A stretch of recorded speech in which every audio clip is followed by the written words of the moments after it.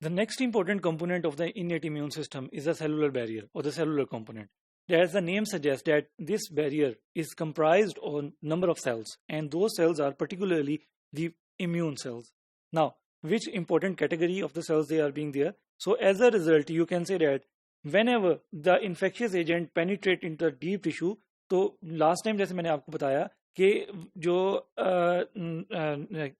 Chemical factors जब release होंगे या हीमोरल सिक्रीटरी मॉलिक्यूल्स, तो उसके नतीजे में उन हीमोरल और सिक्रीटरी मॉलिक्यूल्स के नतीजे में in the process of inflammation होगा, और इन्फ्लेमेटरी प्रोसेस के अंडर एक इम्पोर्टेंट फंक्शन जो है वो है कीमोटैक्सिस. कीमोटैक्सिस का मतलब है कि as a result of chemicals ये इम्यून सेल्स जो सेलुलर बैरियर हैं ये मूव करेंगे.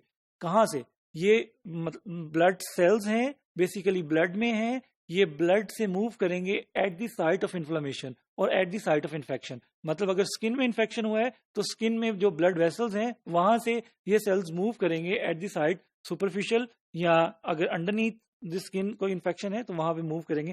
That process is called as chemotaxis. Okay, then immune cells these are basically belong from the blood. हमारे जो ब्लड है उसके अंदर these are being present in various forms, and these immune cells can be from the inflamed tissue. कि जो tissue जहां पे infection हो रहा है और जहां पे इन्फ्लामेटरी प्रोसेस हो रहा है, these immune cells can also come from the inflamed tissue, but the major component of the cellular barrier is from blood. Okay, the first important component of the cellular barrier is the cell is the neutrophil, that is also called as a polymorphonucleocyte. It is basically a leukocyte, the white blood cell. ये white blood cell, leuko means white and cyte means cells. That means those cells which are white blood cells which are present inside the blood. These are also called as polymorphonucleocyte. Why these are called as polymorphonucleocyte? Here you can see that अगर इस neutrophil की आप morphology देखें तो you can see that ये circular shape में है और this is a cell membrane, और इसके साइटोप्लाज्म में there is a nucleus and its nucleus is present in various form. Poly means many, form, morpho means structure. So here you can see that there are certain lobes are being present.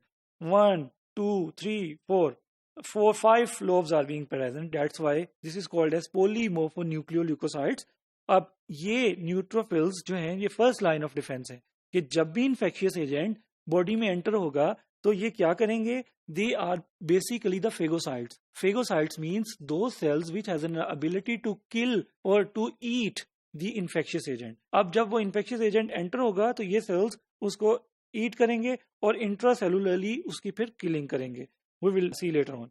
And these are particularly the immune cells from the inflamed tissue. जब भी किसी tissue में inflammation होगी तो these cells which are the immune cells और polymorphonuclear leukocytes और neutrophils ये come into action.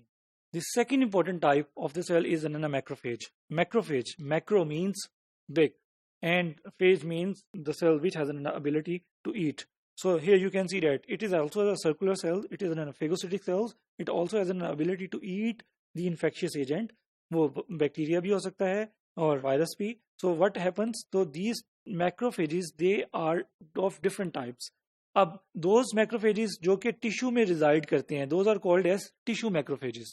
Means जो टिश्यू हैं, जो कनेक्टिव टिश्यू हैं, वहां पे रिजाइड करते हैं. जैसे जीआईटी एक टिश्यू है, हमारा रेस्पिरेटरी सिस्टम एक टिश्यू है और जेनिटल सिस्टम एक टिश्यू है. वहां पे जो जितने भी टिश्यू हैं उनमें these macrophages are resident. That's why those are called as tissue macrophages. और इस वजह से उन्हें कहते हैं histiocyte. Histo means tissue and cytes means cell, the cells from tissues. अब अगर ये मैक्रोफेज प्रेजेंट होंगे ब्लड के अंदर, मींस सर्कुलेट कर रहे होंगे, सर्कुलेट टिश्यू में रेजिडेंट थे, मींस वहां पे स्टैटिक थे, सर्कुलेशन में है, ब्लड में है, those are called as circulating, तो उन्हें हम मोनोसाइट्स का नाम देते हैं. Here you can see that blood में ये मोनोसाइट है जो कि एक लार्ज सर्कुलर सेल है और इसमें you can see that nucleus जो है एक ही शेप का है, सर्कुलर है. That's why these are also called as mononuclear leukocytes.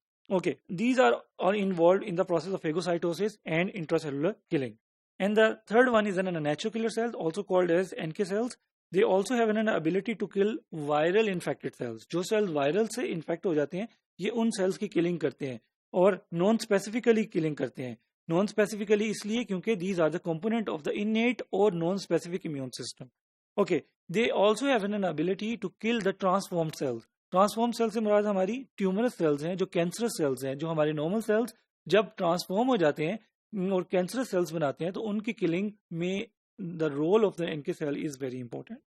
Okay, they are also being very active in the tumour surveillance. जैसे मैंने बताया कि इम्यून सिस्टम का रोल है इन ट्यूमर सर्वेलेंस, तो उसमें NK cells they have an a very primary role in controlling the spreading of the tumors.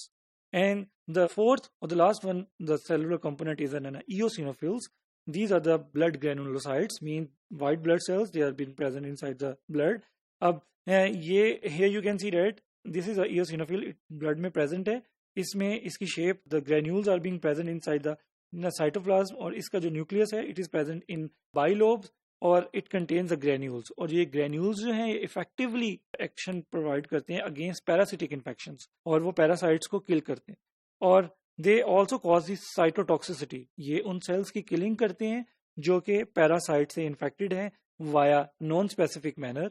And similarly eosinophils are also actively involve in allergic reaction. जब भी किसी किस्म का allergic reaction आता है तो उसमें very important role of the eosinophil are being there.